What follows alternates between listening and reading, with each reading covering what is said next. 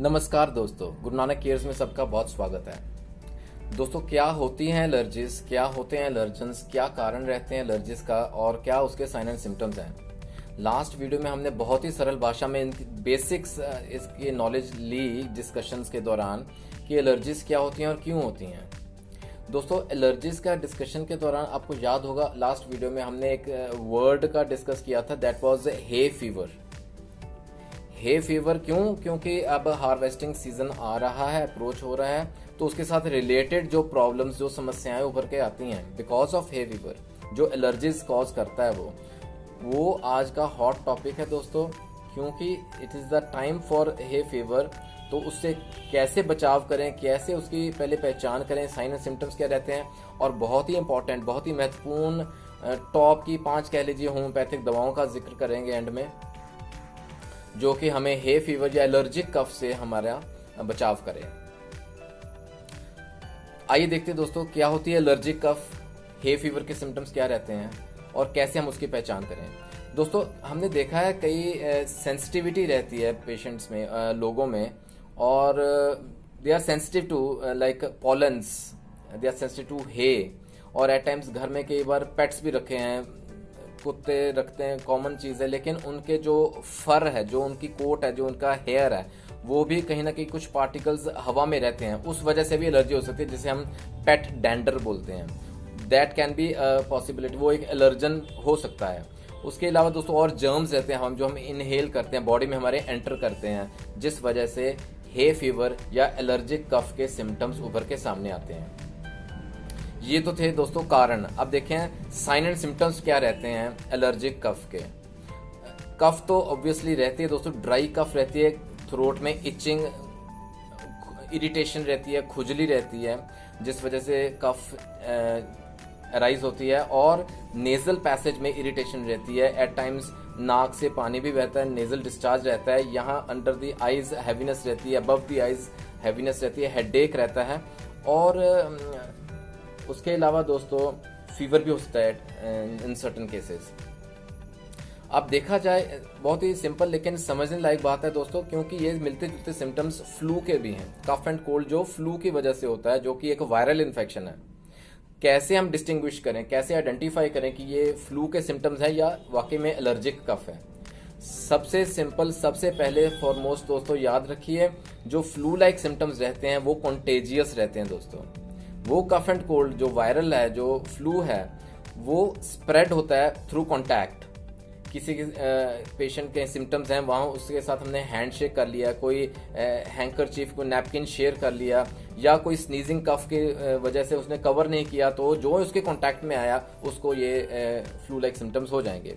लेकिन जो एलर्जिक कफ है वो कॉन्टेजियस नहीं रहती, वो कॉन्टैक्ट से स्प्रेड नहीं होती, वो नॉन कॉन्टेजियस रहता है। Second very important difference is, वो सिंस वायरल इन्फेक्शन है, फ्लू लाइक सिम्टम्स जो है कफ एंड कोल्ड, वो तकरीबन 10 से 12 दिन, नहीं तो एट द मोस्ट 14 डेज, 14 दिनों में सबसाइड कर जाता है, उसके सिम्टम्स खत्म होने शुरू हो जाते हैं, क्योंकि हमारी बॉडी की इम्यून सिस्टम वहाँ वर्क करता है। लेकिन अगर 14-15 दिन से ज्यादा एक्सटेंड कर गए हैं सिम्टम्स, तो do go for a checkup, क्योंकि वो हो सकता है कि एलर्जिक रिएक्शन हो to something, to some allergen. इसलिए दोस्तों जो एलर्जिक कफ रहती है वो क्रॉनिक केस बन जाता है, वो लंबा चलता है, वो खुद ब खुद सबसाइड नहीं होता, वो नॉर्मल नहीं होता, जब तक कि वो एक्सपोजर रहता है एलर्जन से, वो रहेगा, एलर्जिक कफ रहेगी। थर्डली दोस्तों, जब एट टाइम्स क्यों होता है ये एलर्जिक कफ, क्यों होता है? क्योंकि एट टाइम्स जब we come exposed to these allergens, ये जो पॉलन्स हैं, मोल्ड्स हैं, हे है, जर्म्स हैं, जो हम इनहेल करते हैं, हमारे बॉडी के अंदर एंटर करते हैं, तो क्या होता है, जो हमारा इम्यून सिस्टम है वो ओवर एक्टिव हो जाता है। वो मिस्टेकन आइडेंटिटी, जैसे कि उसको लगता है कि ये हार्मफुल है, हालांकि ये हार्मलेस है, लेकिन ये उसको हार्मफुल समझ के एक्टिवेट हो जाता है, जिस वजह से केमिकल सब्सटेंसेस रिलीज होते हैं हमारे बॉडी में, जिसे हम हिस्टामीन्स बोलते हैं। वो हिस्टामिन जब रिलीज होते हैं तो हमारे नेजल पैसेजेस, हमारे थ्रोट के पैसेजेस, वो उसमें स्वेलिंग आ जाती है, जिस वजह से स्नीजिंग, छींकें आनी शुरू हो जाती हैं और खांसी शुरू हो जाती है, कफ शुरू हो जाती है। ये जो बेसिक प्रोसेस रहता है, ये दिस लीड्स टू एलर्जिक कफ। ऐसा कुछ फ्लू लाइक सिम्टम्स में या इन्फ्लुएंजा के सिम्टम्स में, कफ एंड कोल्ड में ऐसा नहीं रहता। That's different all together. तो दोस्तों ये तो था डिस्टिंग्विशिंग फीचर, दोनों में कैसे हम आइडेंटिफाई करें। अब आइए देखते हैं कि एलर्जिक कफ में या हे फीवर के सिम्टम्स में टॉप की 5 होम्योपैथिक कारगर दवाएं बहुत ही महत्वपूर्ण रोल अदा करती हैं। और याद रखिए दोस्तों, एलर्जिक कफ का ट्रीटमेंट होम्योपैथी में ही है, क्योंकि ये उसको क्योर करती है। आइए देखते हैं कौन सी टॉप की 5 होम्योपैथिक दवाएं टू क्योर एलर्जिक कफ और हे फीवर लाइक सिम्टम्स। दोस्तों, in hay fever like symptoms, first and foremost the most important homoeopathic medicine, 2 सबसे ज्यादा महत्वपूर्ण उभर के आती हैं। सबसे पहले सबसे महत्वपूर्ण एलियम सीपा। दोस्तों, एलियम सीपा के सिम्टम्स डिटो सेम रहते हैं जो हे फीवर के दौरान आते हैं। स्नीजिंग रहती है, बहुत ही वायलेंट स्नीजिंग, छींकें आनी शुरू हो जाती हैं, रुकती नहीं जल्दी। सडन एक्सपोजर जब हो जाता है टू कोल्ड एयर, जब वेदर में ये सब हे एंड ऑल जर्म्स एंड हवा चल रही है, उस वजह से एकदम से स्टार्ट हो जाता है वो ये स्नीजिंग। और कफ के सिम्टम्स, ड्राई कफ होती है और गले में एक इरिटेशन सी रहती है, एक खुजली जैसे हो रही है, इचिंग रहती है गले में। ये 2 इंपॉर्टेंट सिम्टम्स हैं। जैसे हम एयर इंस्पायर करते हैं, इनहेल करते हैं, सडनली और इमीडिएटली ये सिम्टम्स उभर के सामने आते हैं। They lead to cough and headache भी रहता है, और नाक से बहुत पानी भी बहना शुरू हो जाता है, आंखों से पानी बहना शुरू हो जाता है, जो हे फीवर के सिम्टम्स रहते हैं। दोस्तों, Allium cepa the number 1 the most important medicine. Allium cepa 200 will work wonders here. इसके साथ याद आ रही है दोस्तों Hepar sulph and hay fever like made for each other. Again very very important medicine for hay fever like symptoms, जहाँ ये allergic कफ रहती है, नाक से जो पानी बह रहा है, गले में इरिटेशन रहती है, थ्रोट में, और मॉर्निंग में कफ के सिम्टम्स बहुत ही वायलेंट हो जाते हैं। ड्यूरिंग द डे ये थ्रू आउट कफ करता रहता है। और बहुत इंपॉर्टेंट हैपरसल का सिम्टम है दोस्तों, म्यूकस आता है गले में, म्यूकस आता है दोस्तों, जो जिसे हम बलगम बोलते हैं, रेशा बोलते हैं, mucus in throat that comes. और चोकिंग कफ रहती है, एकदम से रैटलिंग रहती है और सफोकेशन हो जाती है, कफ करते करते सांस लेने में दिक्कत आनी शुरू हो जाती है। Hepar sulph 200 again a magical dose for hay fever.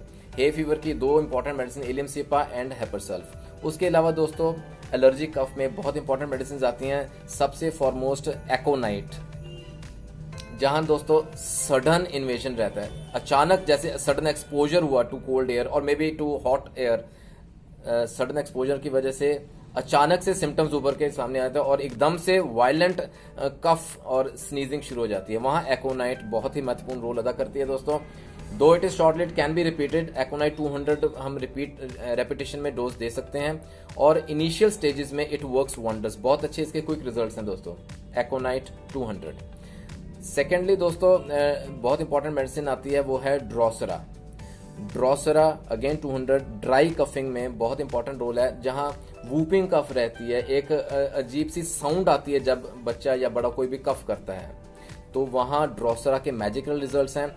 और वहां स्पेशली जब रात पड़ती है तो कफिंग बहुत वर्स हो जाती है, बहुत सिवियर होने शुरू हो जाती है, वहां ड्रोसरा काम करती है। ड्रोसरा 30 इनिशियल स्टेजेस में हम दे सकते हैं, दिन में 3 बार 2-2 ड्रॉप्स ईच। उसके बाद दोस्तों बहुत important and one of the most important medicine is Spongia.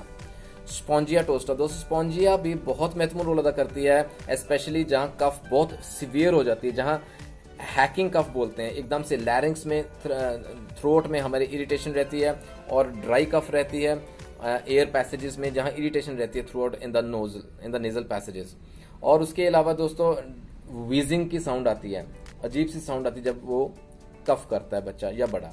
Spongia टोस्टा, Spongia again 200 potency में वी कैन गिव 2 ड्रॉप्स सुबह शाम। दोस्तों ये तो थी 5 टॉप की होम्योपैथिक कारगर दवाएं जो कि एलर्जिक कफ में बहुत ही महत्वपूर्ण रोल अदा करती हैं। ओवर पीरियड ऑफ टाइम दी जाएं तो एलर्जिक कफ के सिम्टम्स पे राहत महसूस होती है, पेशेंट को बहुत ही रिलीफ मिलता है। आगे और बात करेंगे नेक्स्ट वीडियो में दोस्तों एलर्जीज के साथ रिलेटेड, और जैसे एलर्जिक राइनाइटिस है, साइनोसाइटिस है, और बहुत ही सीवियर केसेस में जैसे एज्मा आ जाता है, अस्थमा, वहां बात करें कौन सी होम्योपैथिक दवाएं हैं। बने रहिए मेरे साथ गुरु नानक केयर्स में। Take care of your health and God bless.